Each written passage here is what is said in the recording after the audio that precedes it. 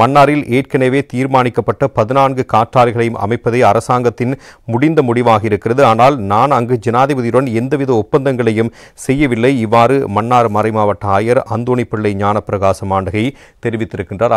அவருடைய கருத்தை மேற்கோள் காட்டிய இந்த செய்தி வெளிப்படுத்தப்பட்டிருக்கிறது. ஜனாதிபதியை சந்தித்து மன்னார் மக்கள் ஏன் காற்றாலை வேண்டாம் என்று கூறுகிறார்கள் என்பதை தெளிவுபடுத்தினேன். எனினும் அரசாங்கத்தினுடைய நிலைப்பாடு அந்த 14 காற்றாலைகளையும் மன்னார் தீவில் திட்டமிட்டபடி அமைக்க வேண்டும் என்பதே. எனவே அதிலே அவர்கள் மிகவும் திடமாக இருக்கிறார்கள் என்றும் மன்னார் ஆயர் மேலும் குறிப்பிட்டிருக்கிறார். மன்னார் பிரஜைகள் குழுவில் நேற்று வியாழக்கிழமை மாலை சர்வமத குழு, பொது அமைப்புகள், போராட்டக் குழு ஆகியோருடன் நடைபெற்ற கலந்துரையாடலை தொடர்ந்து அவர் ஊடகங்களுக்கு கருத்து தெரிவிக்கின்ற பொழுதே இந்த விடயத்தினை சுட்டிக்காட்டியிருக்கிறார்.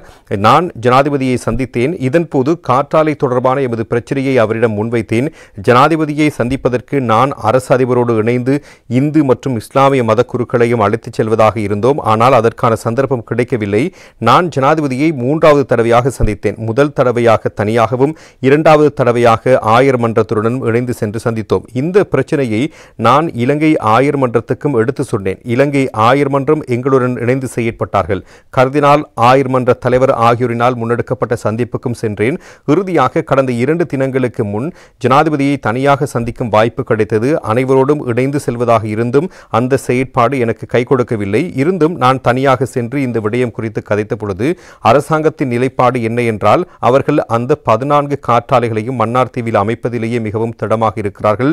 நான் அங்கு எந்தவித ஒப்பந்தங்களையும் செய்யவில்லை. நான் எங்களுடைய மக்களின் நிலைப்பாட்டையும் மன்னாரில் ஏன் காற்றாலை வேண்டாம் என்று மக்கள் கூறுகிறார்கள் என்ற நிலைப்பாட்டையும் ஜனாதிபதிக்கு எடுத்து கூறினேன். எனினும் ஜனாதிபதியினூடாக இந்த விடயம் பிரதானமாக பேசப்பட்டிருந்தது. ஜனாதிபதியினுடைய நிலைப்பாடு என்ன என்றால், அந்த 14 காற்றாலைகளையும் அமைத்ததன் பின்னர் மன்னாரில் கனிய மணல் அகழ்வையோ அல்லது மேலதிக காற்றாலைகளையோ ஒருபோதும் அனுமதிப்பதில்லை என்ற வாக்குறுதியை அவர் மீண்டும் கூறினார் என்பதாக அவர் இந்த ஊடக சந்திப்பில் தெளிவுபடுத்தியிருக்கிறார்.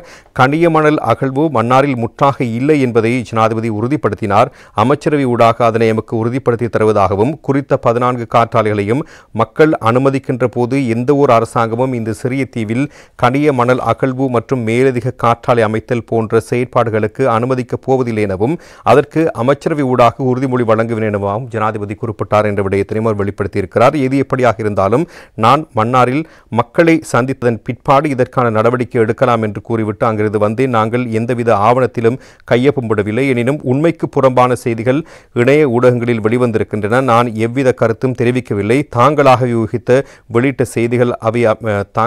ஊகித்து வெளியிட்ட செய்திகளாகவே அவை அமைந்திருக்கின்றன என்ற விடயத்தினை அவர் சுட்டிக்காட்டியிருக்கிறார். போராட்டத்தில் ஈடுபடுகின்றவருடனும் மக்களுடனும் இன்னும் கலந்துரையாட வேண்டியிருக்கிறது. அதன் பின்னர் நாங்கள் ஒரு நிலைப்பாட்டுக்கு வருவோம் என்ற விடயத்தினை அவர் வெளிப்படுத்தியிருப்பதாகவே பிரதானமாக அந்த செய்தி இன்றைய தினம் பத்திரிகைகளில் வெளியாகி இருப்பதையும் நாங்கள் காணக்கூடியதாக இருக்கிறது.